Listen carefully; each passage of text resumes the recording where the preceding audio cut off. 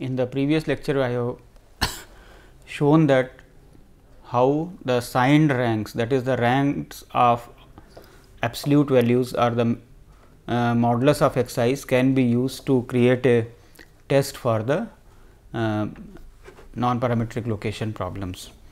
Let us consider further the quantities which are called Walsh averages. Wij, this is defined as the average of two of the observations xi and xj. So, this Wij's, these are called Walsh averages. Then if I consider T plus, which I defined as the Wilcoxon sign rank statistics, this is actually the number of positive Walsh averages. Let me call it statement number 1. Let us look at a proof of this. Say, suppose I take n is equal to 1, that means only one observation is there. So, that means it is only x 1. So, T plus, that will be 1 if x 1 is greater than 0 and it is equal to 0 if x 1 is less than 0. And here only one Walsh average is there, only one Walsh average W11, that is equal to x 1. So, if it is positive, so then it is T 1 T plus is equal to 1 and it is negative, then it is equal to 0. So, 1 is satisfied for n is equal to 1. Suppose this statement 1 is satisfied for n minus 1. Now, we have to add x n there, and that means we have to consider the modulus of x n. So, without a loss of generality, we take it to be largest. Suppose it is not largest, then we can consider another permutation of that in which it will become the largest. Since we are assuming that 1 is satisfied for n minus 1, so whatever permutation we take, in that permutation also it will be true. Therefore, without loss of generality, so without loss of generality,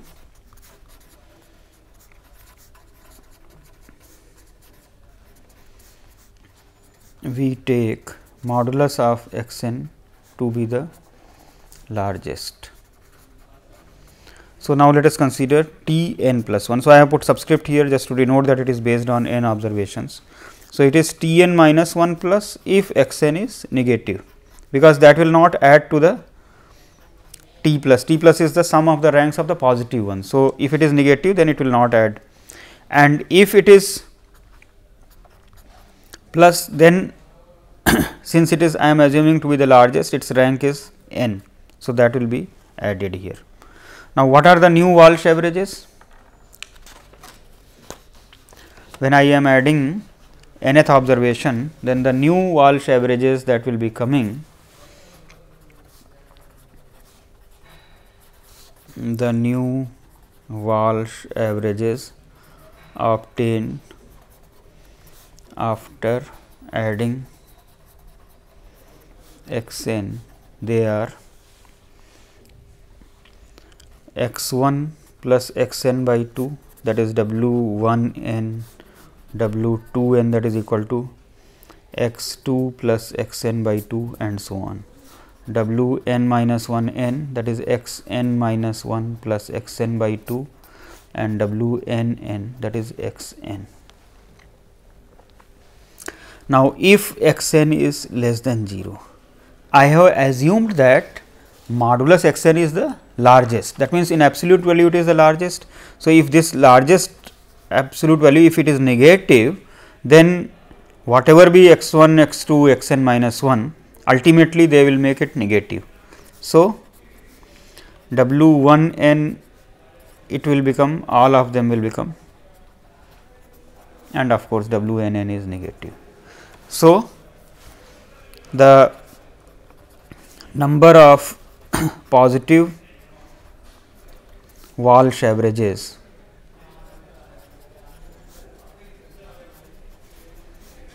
remains the same. On the other hand, that is T n minus 1 plus. If x n is positive, if it is positive, and since it is the largest in magnitude, therefore, it will make, whether it is positive or negative, it will make all of them to be positive. Then W 1 n, this is positive, and so on, W 2 n, W n minus 1 n, W n n, they are all positive. So, the number of positive Walsh averages increases by n, that is T n minus 1 plus n. So, thus 1, that is T plus is the number of positive Walsh averages. So, I can call it as a theorem here, which I have proved now by using induction.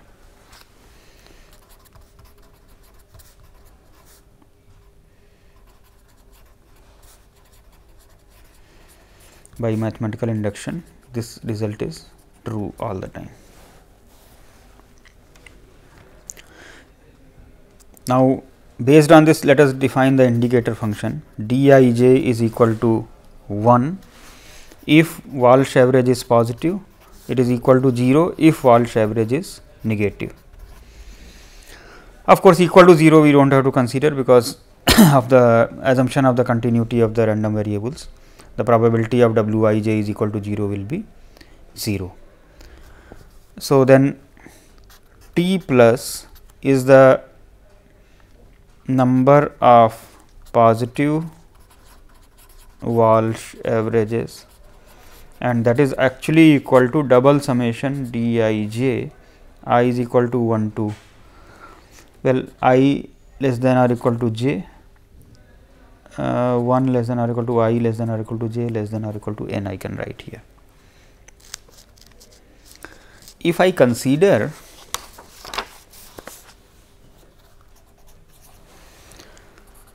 P as the probability of x I greater than 0, when true median value is theta, P 2 is the probability under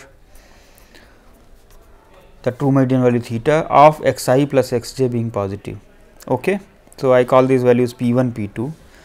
Then in terms of P 1 and P 2, we can write expectation of T plus, that is equal to double summation expectation of d I j 1 less than or equal to I less than or equal to j less than or equal to n, that is equal to expectation of d I,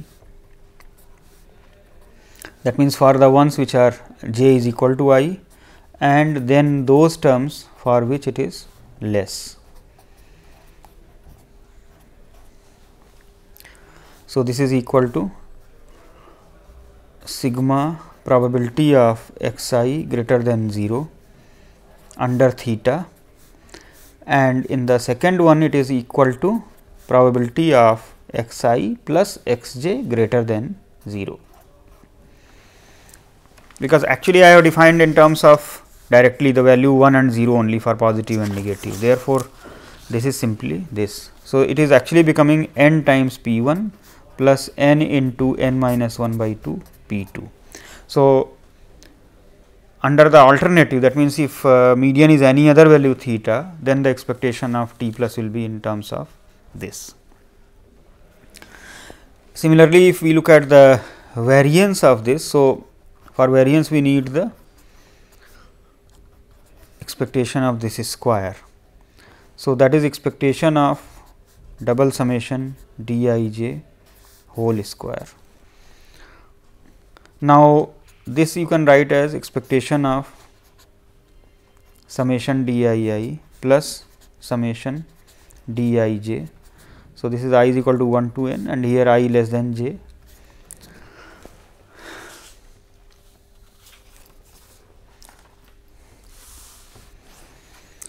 So, this is equal to, now let us expand these terms. So, it is becoming d I I square, and here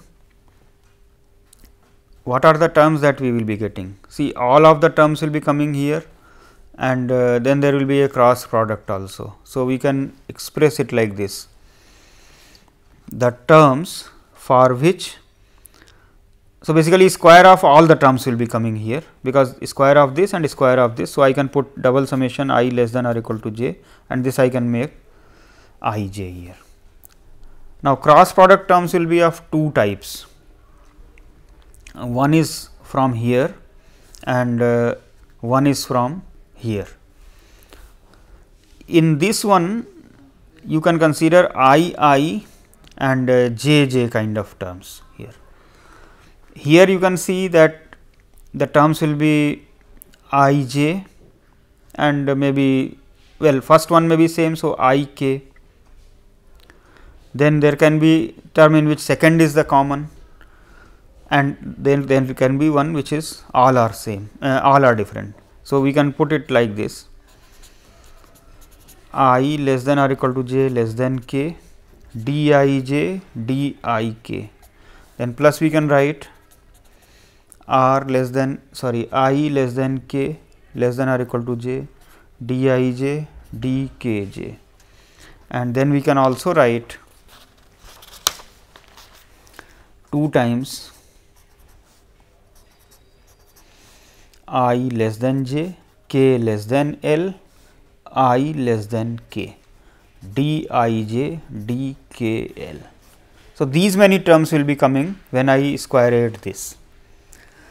So, now if I look at expectation, so expectation here and in each of them it can be applied. Let us look at this.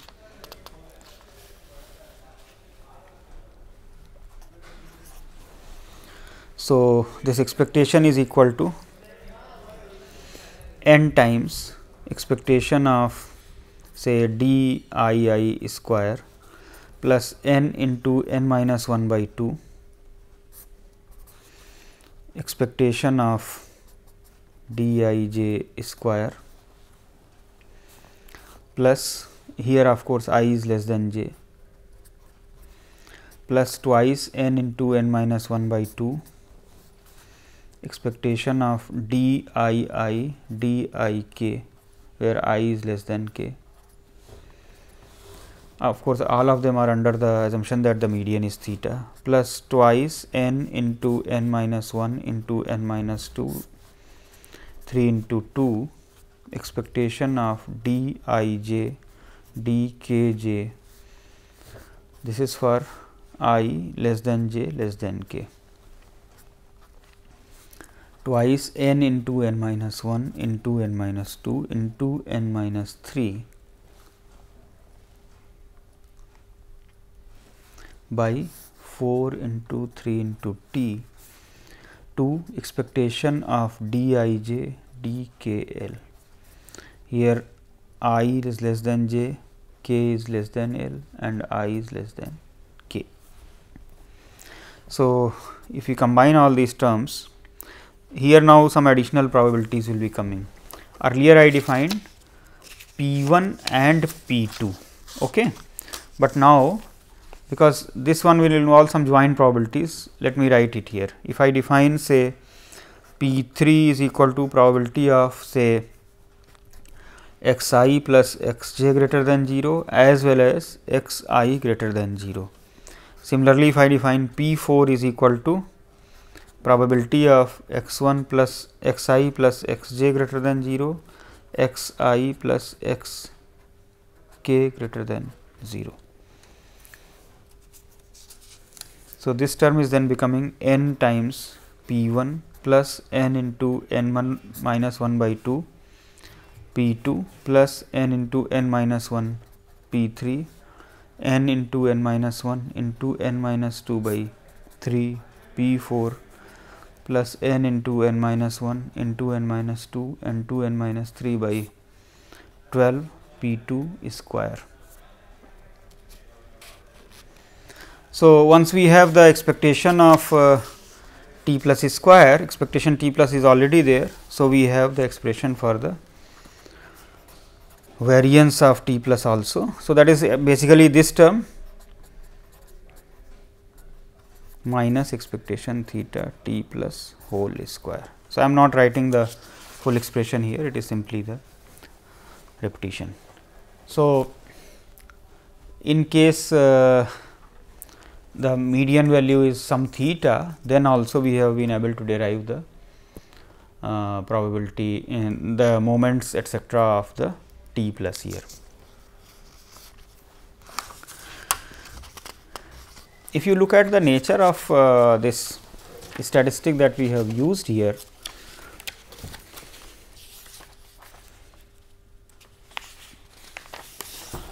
it is defined as the ranks of the positive ones and then u x I. Now, in place, so these are some functions of x i's or some functions of modulus x I. So, we can consider various choices here, and with various choices one can consider the general scoring function, and we call it a linear rank statistic. So, general linear rank statistic for a general scoring function. So, in general we consider a 1 less than or equal to a 2 less than or equal to some a n, and we define S is equal to sigma of a I u of x I is equal to 1 to n. So, as examples you can see, if we are considering a I is equal to 1, then it is signed rank, signed test. So, these are called sign scores. Okay. Second example is if a I is equal to I, then S is Wilcoxon.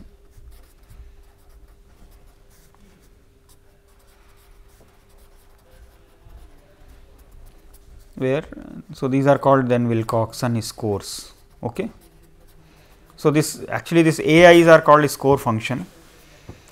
There are some others also, like for example, you may choose a I is equal to, in terms of the cumulative distribution function of standard normal, that is half plus I divided by twice n plus 1. These are called normal scores, and then there is another one called Fraser's normal scores.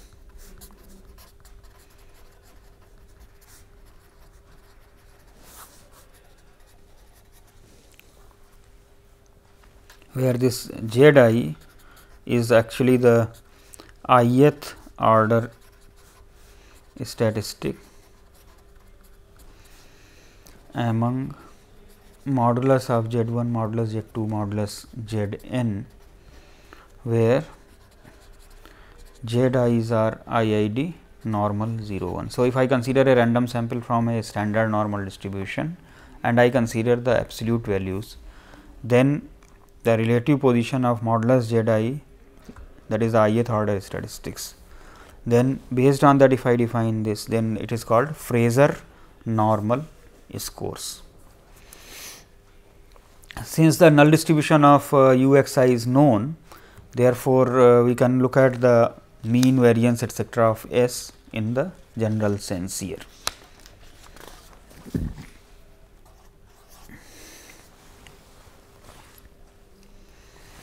So, if I look at say expectation of S, that is equal to sigma of a I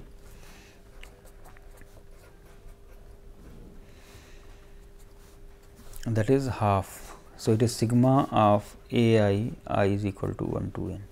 So, in all the cases when these are only permutation of numbers 1 to n, then this will become simply n into n plus 1 by 2.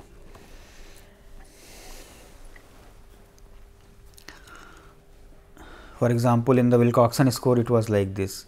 For signed this was 1. So, it was n by 2. So, like that there can be various choices here. If I look at variance of this, then it is equal to sigma a square I variance of u x I is equal to 1 to n, that is equal to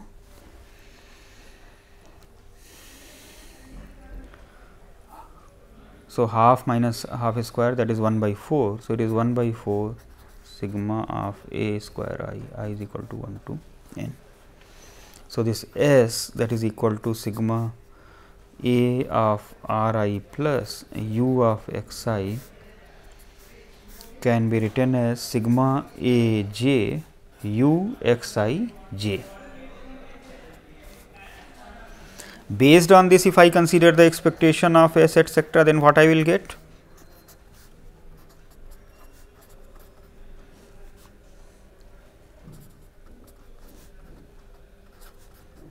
U of x I. We have already proved that the distributions of r I plus and x I are independent. So, this becomes expectation of a r I plus into expectation of u x I, but this is half here. So, it is simply becoming half times expectation of a r I plus, but if I summing over all of them, then it is simply all the values are coming here, that is all, and variance of S will be simply 1 by 4 sigma a square I is equal to 1 to n.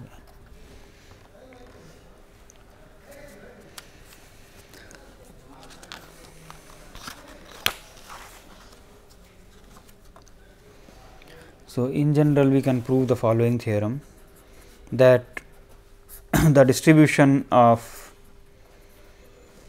S is symmetric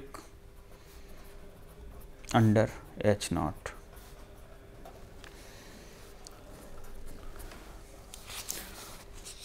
So, for a proof, let us look at what is the probability that S is equal to minus some S. So, we will prove actually it is symmetric about its mean. So, it is probability of sigma a j u of x I j,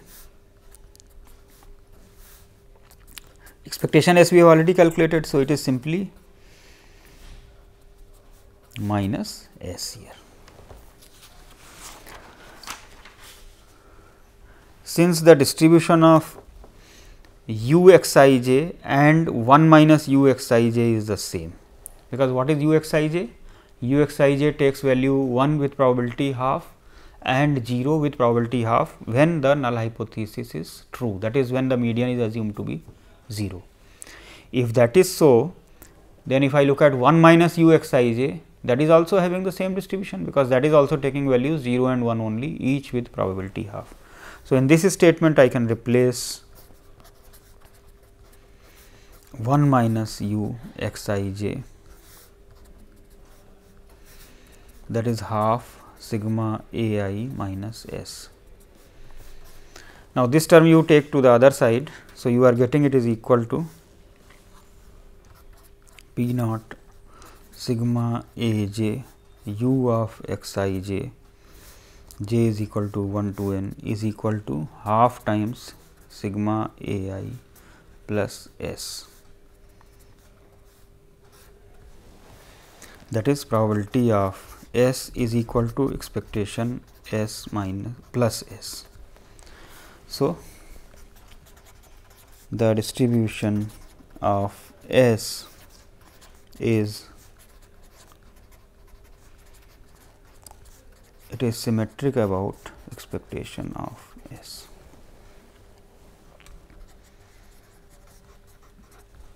If it is not under H naught, then the distribution will not be symmetric, because then the distribution of u x I j and 1 minus u x I j will not be the same. Here, since it is under the null hypothesis, so both the probability of x I j being positive or negative is half.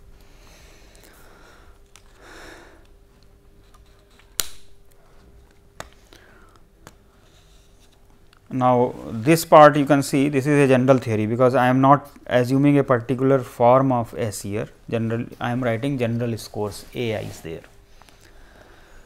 We have seen that the asymptotic distribution of the Wilcoxon sign rank statistic, the asymptotic distribution of the sign test statistic, they are all normal asymptotically.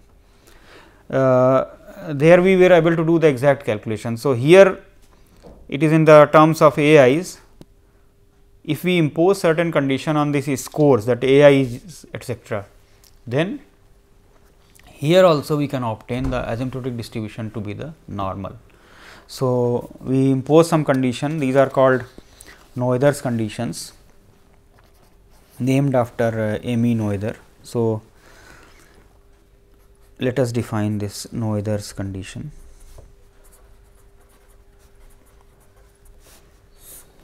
What is the Noether's condition? The Noether's condition is maximum of A j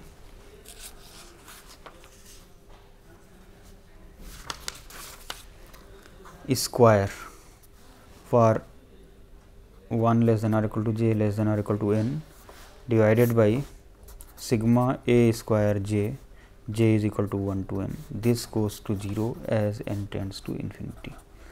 So, this is called Noether's condition. Then we have the following result, that is under Noether's conditions,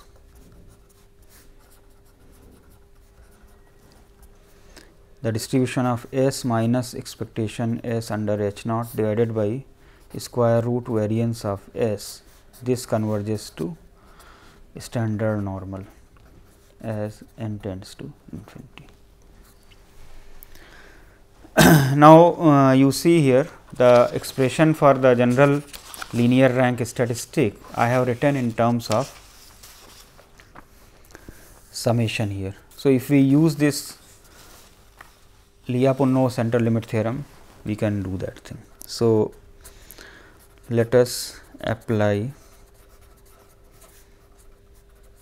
Lyapunov's central limit theorem.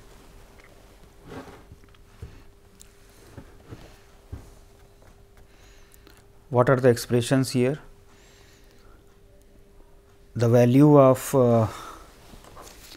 once again let us go back to this expression here. Let us call this expression as some W I. Then what is the value of W I? It is either plus A I with probability half, and it is half, it is 0 with probability half. So, let us write that. Let us write, say, W I is equal to A I U x I. We can also write it as A j u of x I j, as we have done in the previous one. Oh, it does not matter. So, W I is equal to A I, under the null distribution it is equal to half, and probability that W I is equal to 0, that is also half. So, if I look at the expectation of W I, that is A I half,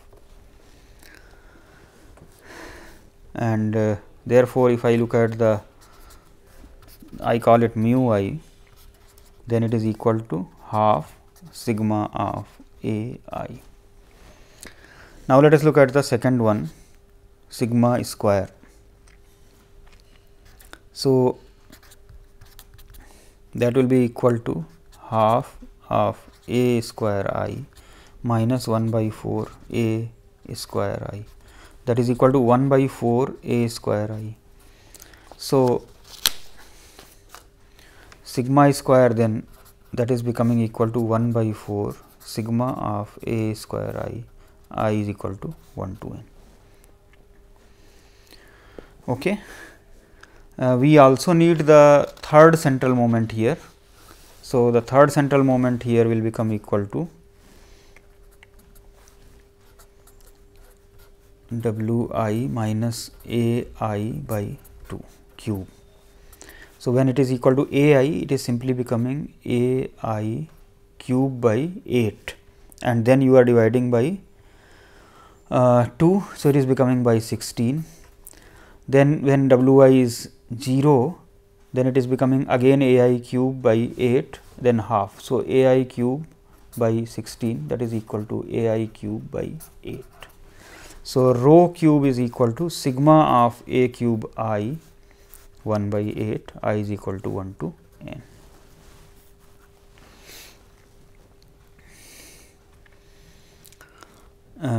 Of course, there is one comment here. I did not mention about AIs. What are the values of AIs? AIs are either ones or zeros in this, for example, in the case of in the signed rank it is 1 to n, otherwise it is I, etcetera. So, in general actually we are taking AIs are positive. So, this term I did not mention earlier, but it is required, otherwise you have to again put modulus here.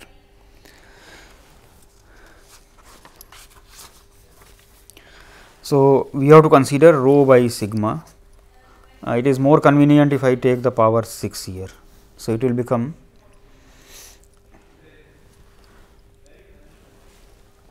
that is 2 to the power 3. So, it is becoming 2 to the power 18, and here you are having 2 square.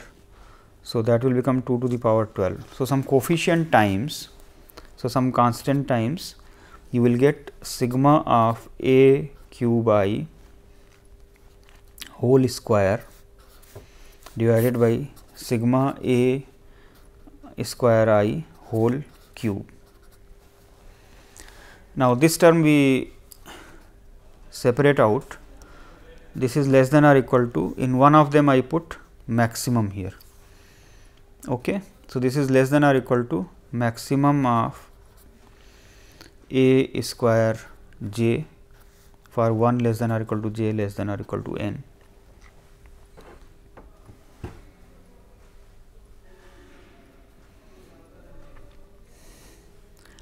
So, basically what I am doing, I am splitting it, and in the second term I am writing it as simply sigma a square j whole square, and in the denominator I am having sigma a square j whole cube. So, this term gets cancelled out. So, by Noether's condition this goes to 0 as n tends to infinity.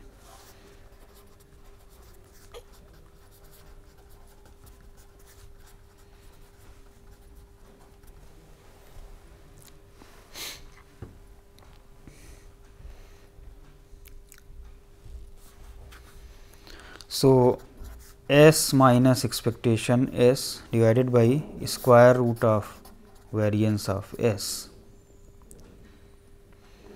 that is actually S minus expectation S we have already calculated here,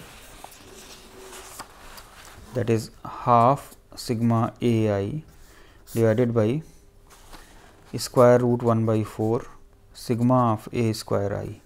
This goes to 0. This goes to z as n tends to infinity. So, the asymptotic distribution of the general linear rank statistics are satisfied, and actually for the sign test statistic, for the Wilcoxon sign rank statistic, it is already satisfied. I wrote 2 more scores, that is the normal scores and the Fraser normal scores. For that also one can actually check that this will be satisfied.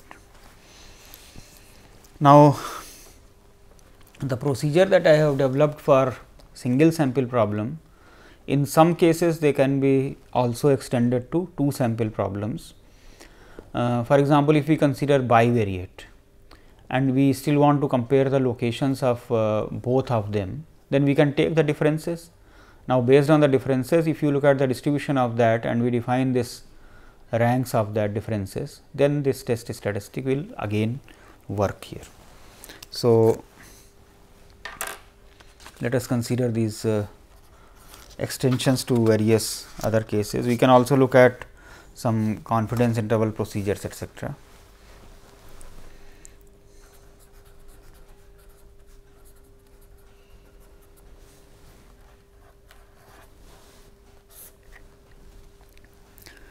Okay, let x 1 y 1 x 2 y 2 x n y n be a sample from a bivariate population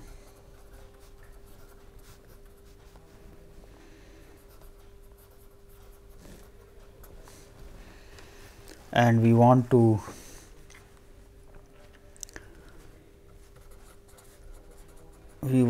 test say equality of medians theta x and theta y of x and y populations. Okay, that is their separate population. That means my hypothesis testing problem is something like this: theta x minus theta y is equal to 0, greater than 0, less than 0, not equal to 0, etc. So, here we can consider say d I, that is equal to x I minus y I. Now, based on d I we can consider say Wilcoxon test or sign test, etc.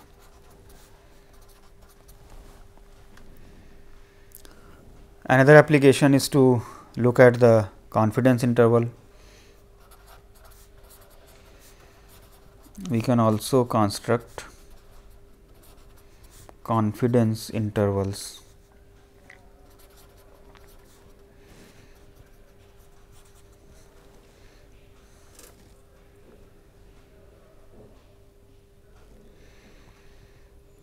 Suppose we are considering some other number, say u1, u2, un star. Okay. Suppose they are observations, okay, and they need not be independent also, need not be independent. We can consider say T1 is equal to number of u's which are greater than say 0, T2 is the number of u's which are less than 0. Then we can take minimum of T1, T2. So, based on this we can consider, let us call it say T star, we can reject H naught if, so hypothesis is say theta is equal to 0 against theta not equal to 0.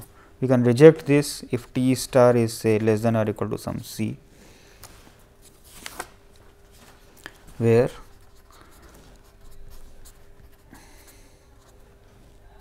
this should be equal to alpha. Now, this can be determined as, we are saying minimum of T1, T2 greater than C is equal to 1 minus alpha, or we can say T1 is greater than C, T2 is greater than C is equal to 1 minus alpha. And this you can consider as say u of d less than theta naught, well less than 0, less than u n star minus d plus 1 is equal to 1 minus alpha. Now, in place of 0 we replace by theta,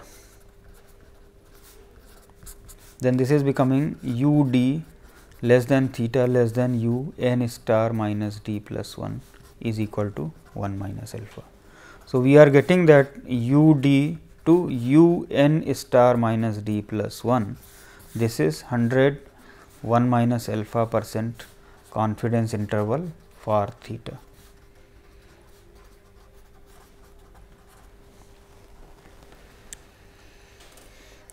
We can also consider point estimation problem.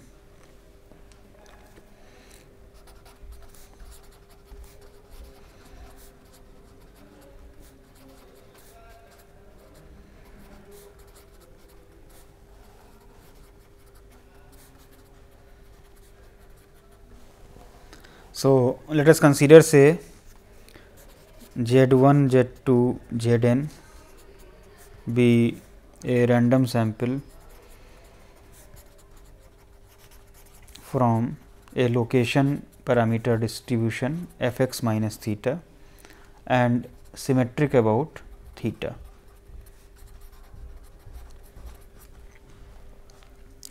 And let us consider say h of z 1 z 2 z n a test statistic for h naught theta is equal to 0 against say h 1 theta greater than 0, and suppose we reject for large values of h z.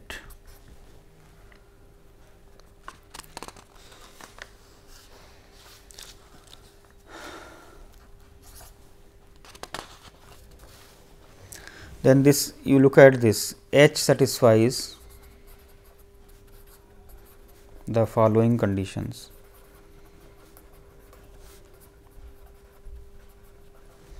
One is that h of z 1 plus a and so on, z n plus a is non decreasing in a for each of z 1 z 2 z n. Second is that h of z 1 z 2 z n has a symmetric distribution about mu under h naught. If we consider say theta star is equal to supremum of those values for which h of z 1 minus theta and so on z n minus theta is greater than mu, and theta double star say that is equal to infimum of those values theta for which h of z 1 minus theta and so on z n minus theta is less than mu. If I consider say theta head is equal to theta star plus theta double star by 2.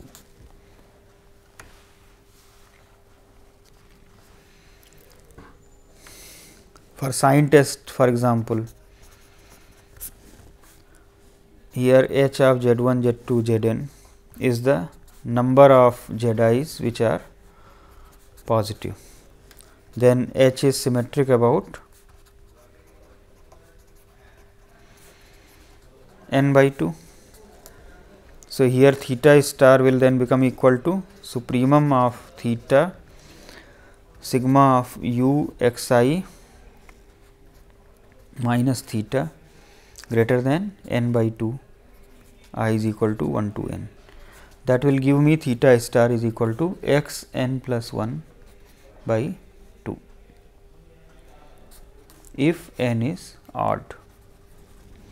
And similarly, theta double star, that will become equal to x n plus 1 by 2.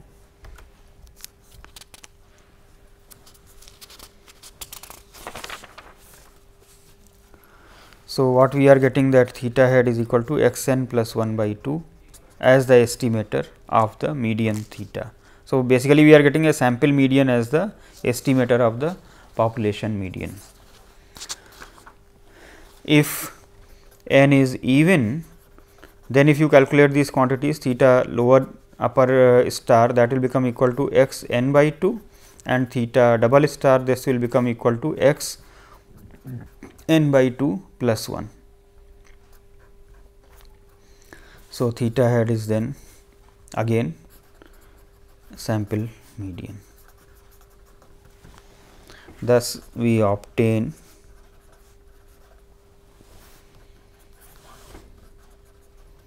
the sample median as an estimator for the population median. So, this linear rank statistic or the score function, that is actually useful in deriving confidence interval, for deriving the point estimates. It can help us in testing about the equality of the median in a bivariate problem also. So, these are various applications of general linear rank statistics. Then the other problems that come is comparing the medians of two independent samples. So, in that case this directly cannot be used. So, let us consider separately the two sample problems. So, our next topic in this non-parametric methods is two sample problems or two sample location problems. So, let us consider, say, in fact, I have already given the form of ui's and u bracket i's etcetera. So, we will see how these terms are used. So, x 1 x 2 x m be a random sample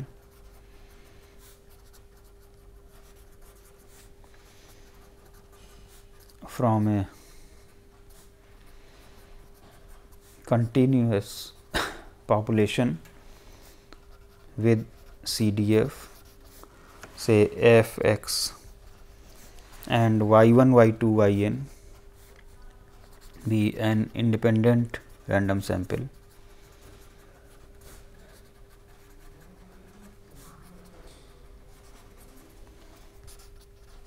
from a continuous population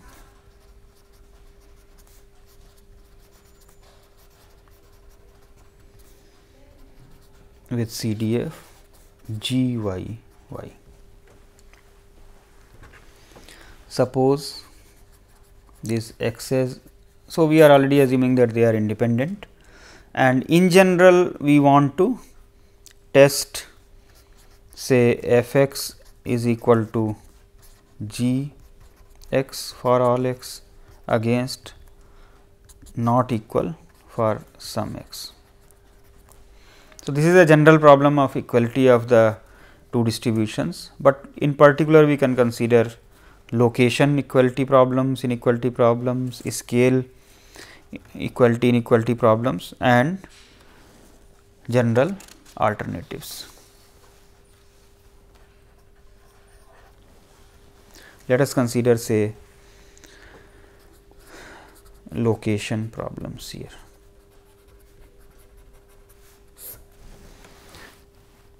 In the location problem,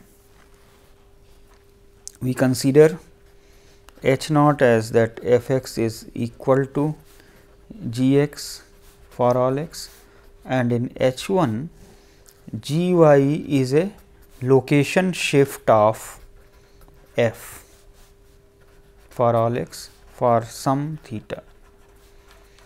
So, this is interesting here. I have actually, if you consider the standard problems in the normal distribution etcetera, then these problems are directly related to the equality of the location, that is the mean etcetera. Here it will become in terms of median, you can say. So, we can consider if theta is greater than 0, then we are basically saying it is equivalent to saying that median of f is smaller than median of g. If theta is less than 0, then median of f is larger than the median of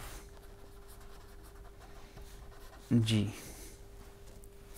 So, the hypothesis testing problem is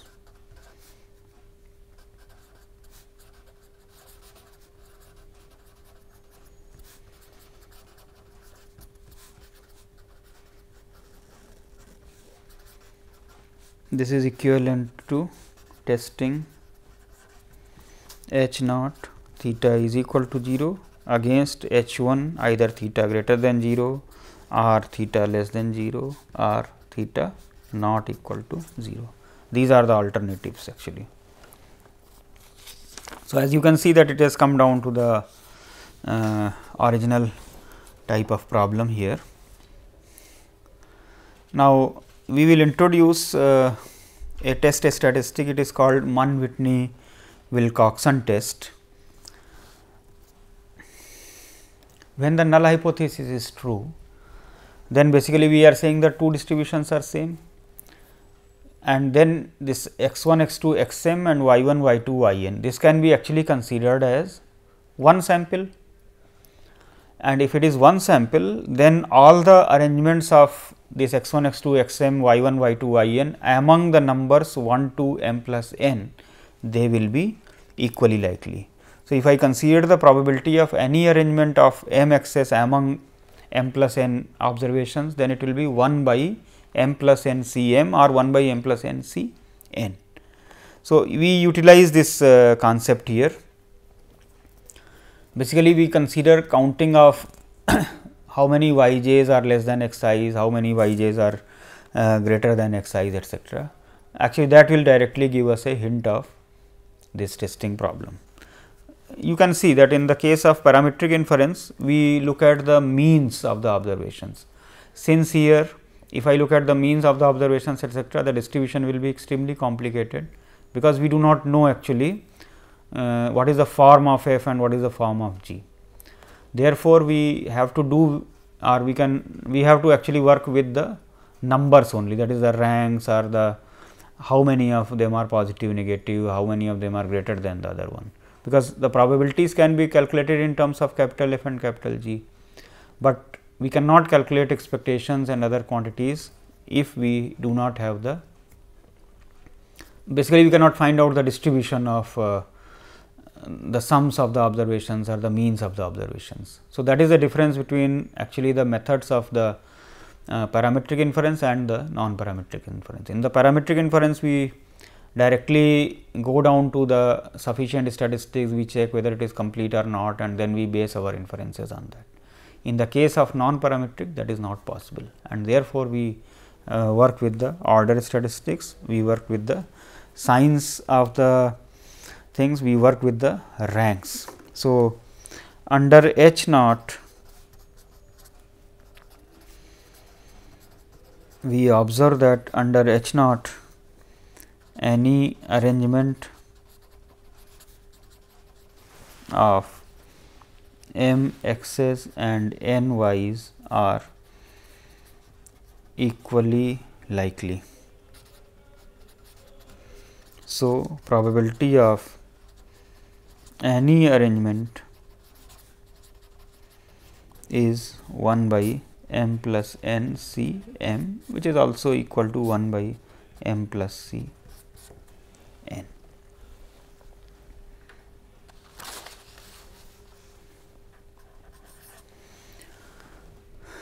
Let us consider, say, define d I j, that is equal to 1 if y j is less than x I, and it is equal to 0 if y j is greater than x I. So, this is defined for all I is equal to 1 to m and j is equal to 1 to n, and then we define u is equal to double summation d I j for I is equal to 1 to m and j is equal to 1 to n. This u, it is actually known as Mann-Whitney-Wilcoxon u statistic. It was given in 1947. Now, what are the possibilities here? It could happen that all the y j's are greater than all x i's. In that case, value of u will be 0. If you have all the y j's less than all of x i's, then all the d I j's will be 1, and therefore, this value will become equal to m n. So, the values of u, this will vary from 0 to m n,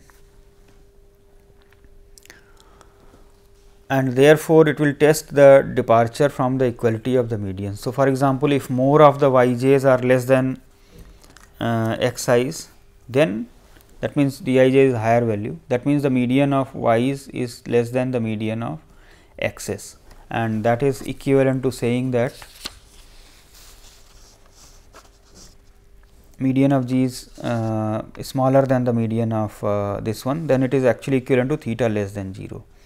Similarly, if this is smaller, then we are getting theta less than 0. That means, if u is smaller, then more of y j's are larger than the xi's. That means, median of y's may be tending to become higher than the median of this.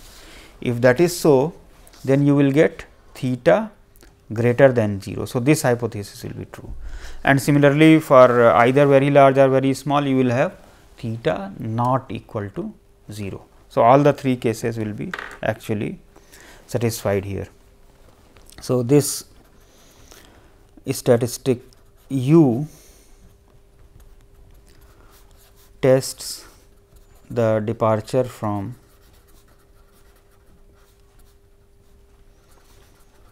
theta is equal to 0.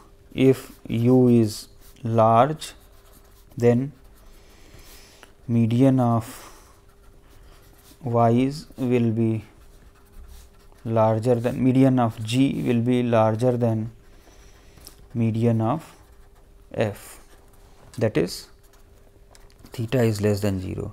If u is small, then median of g is smaller than median of f, that is theta is greater than 0. So, we can consider the following test, that is reject h naught at level alpha if u is less than or equal to c alpha. This is for alternative h 1. U is greater than or equal to c 1 minus alpha. This is for alternative h 2, and for the third one, for u less than or equal to c alpha by 2 or u greater than or equal to c 1 minus alpha by 2. This is for alternative h 3, and this c beta is the largest u such that probability of u less than or equal to u is less than or equal to beta, or c 1 minus beta is the smallest u such that probability of u less than or equal to u is greater than 1 minus beta. I think this should be greater than or equal to here. In the next lecture, we will discuss the null distribution of u's, how it is obtained, the mean and variance under the general hypothesis. There is a related one which is called Wilcoxon statistic for the two. We will define the general rank statistic for the two sample problem. We will look at the asymptotic distributions of that. So, these are various things that I will be taking up in the next lecture.